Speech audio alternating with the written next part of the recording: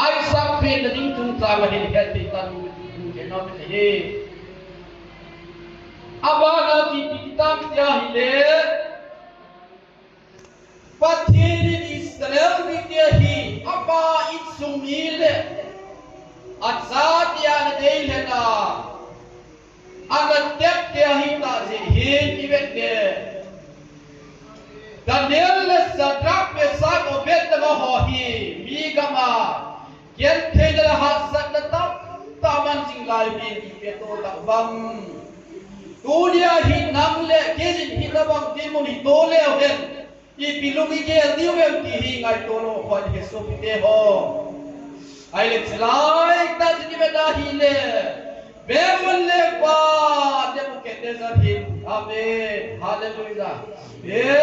hallelujah hallelujah ibe da hi le dura bhai sabachul bilim se thu sanalima asan dan tong som tu alek dan hi tong zen dan sem ta da hi ai le chilai ta ji pitium ta mitya hi o Babylon gam suga thunei vai hom ho thumam kim ho lem ho tuhil ho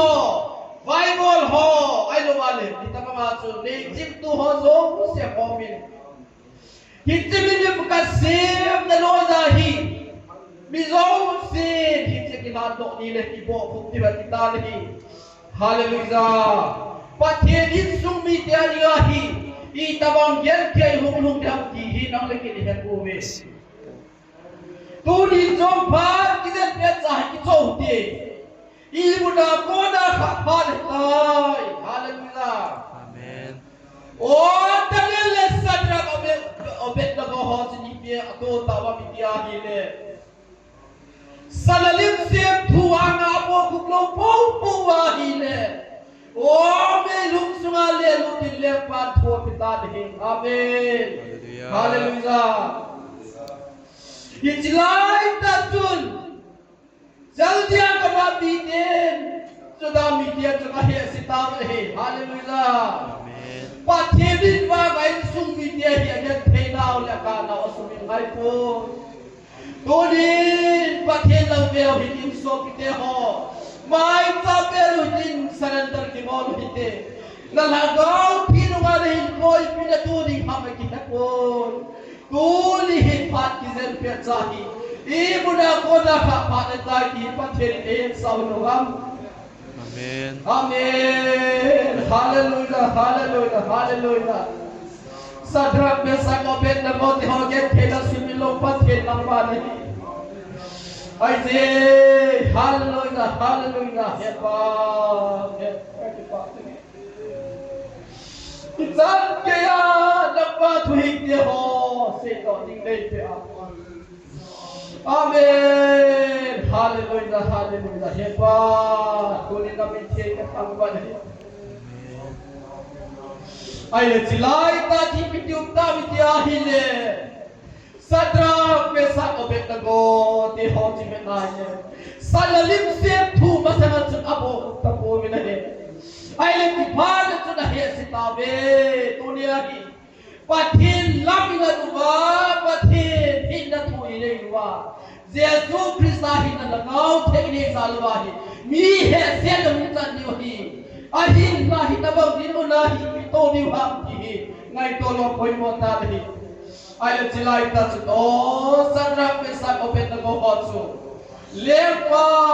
bem lepa le buket le rawa chu na bolu taw le hi I pia pia le hi salalim se thu sanga hi bo khum lo ba da thu ka pi ho na pa ke ho ma ta ai le chilai ta chu lepa na dongin nak pathin wi tabang na hu hin tu umam ke ma sanga hallelujah amen amen hallelujah Sadrak Mesak Abednego ti hon ta don mumin ka pathin hin ti zon mei lum sanga re hu no ti wa ta le amen hallelujah silai ta pathin ni ami te mang ta le amen hallelujah ahile le tupe tapal ke taw le Ipijabal ke hometiala hing patin iksung biasa mutajo patin za dehi mutajo dunia ko nalken patin sahi ma patin iksung bihi wahide tin kan jai din mutojo level nung zol wahid koi mati he o umi pite hoy tiam lo law he amen silai ta ni da hile itabang din udham Aki nung hegam leo tina, amatira leo tina, ahiban patheni, again tei da basumil polhi, so pite ho. Itabang pathin naliyam na hudo teo kitsalem sa polta dahi, ahila, danela loite hotsun, lepa, hingsoni damsoni, katsumuwa itabang kilsuning na modham susa zengin. May hum sa mga naile mo zerumin kapatid mo hu do nawin din aba kilhit solid din may hum sa mga ngayong pinawin din hallelujah ay lang nilay tati pityong dami jahile sadrakle besak obet na mo ti hotsu may hum sa mga leho tawin ay lehit sa may kikitso tiyong hitso Ale nudivati hos akan yetin pair lagi sunde he amen hallelujah ala tilai ta timenale pikium tamitya hile amma hot mei hutsumahi on debuket dezerle patun Babylon bamsum pupia tama ho ya chitai kita he ahi bangin mei hut ko husum tametai ne sadrak pesat open no ke hilowin bi khatamamun thai